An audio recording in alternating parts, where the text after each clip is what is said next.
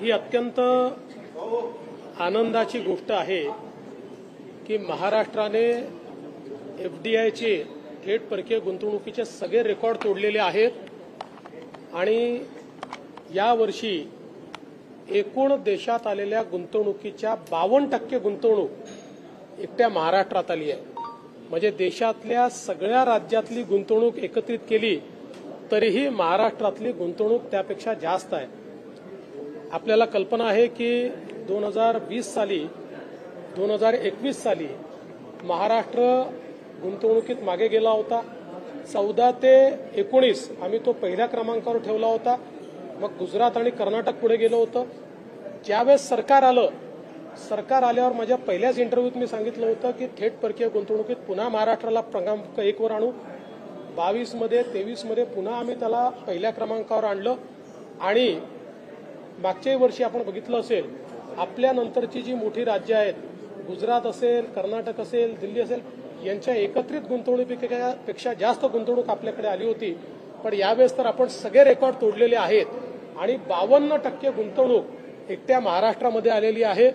मला असं वाटतं की जे लोक नरेटिव्ह तयार करण्याचा प्रयत्न करत होते महाराष्ट्रातनं उद्योग बाहेर चालले आहेत, महाराष्ट्रात हे होत आहे ते होत आहे, आज या आकड्याने त्यांना पूर्णपणे उत्तर मिळालेलं आहे. आणि आपण बघितलं असेल टोयोटा सारखी मेजर कंपनी, फोक्सवॅगन सारखी मेजर कंपनी, या सगळ्या कंपन्या आता महाराष्ट्रात आहेत. सर, विरोधी पक्षनेते म्हणतायत वडेट्टीवार की एकंदरीत ही कागदेवरती घोडे नाचवण्याचा प्रकार आहे. गुजरात आहे तो आघाडीवर दिसतोय आणि गुन्हेगारीमध्ये महाराष्ट्र आघाडीवर आहे. असं आहे की वडेट्टीवार आणि काँग्रेस यांना गुजरातचंच गुणगान गाण्यामध्ये अधिक रस आहे.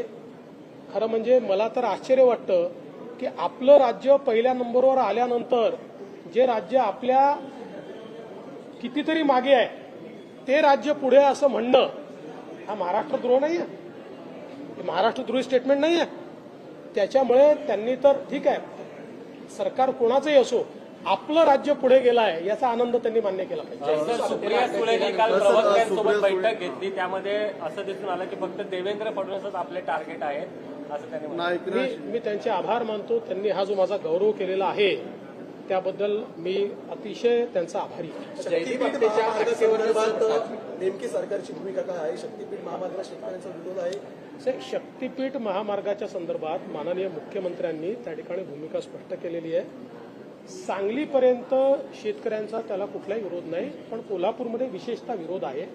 त्यामुळे आमची ही नेहमीच भूमिका राहिली आहे की विरोध डावलून प्रकल्प करायचा नाही, मार्ग काढायचा. नाहीतर आपण अनेक वेळा असे निर्णय केलेले आहेत. त्यामुळे शेतकऱ्यांना विश्वासात घेतल्याशिवाय कुठलंही काम करायचं नाही हा निर्णय असल्यामुळे माननीय मुख्यमंत्र्यांनी ते सगळं स्थगित केलं.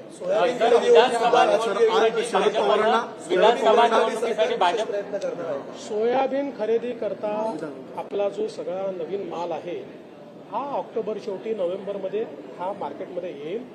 सगळीकडे हमी भावाचे खरेदी केंद्र आम्ही उघडणार आहोत आणि पूर्णपणे त्या ठिकाणी कुठेही कोणाला हमी भावापेक्षा कमी भाव मिळू नये याकरता आमचा प्रयत्न असणार आहे.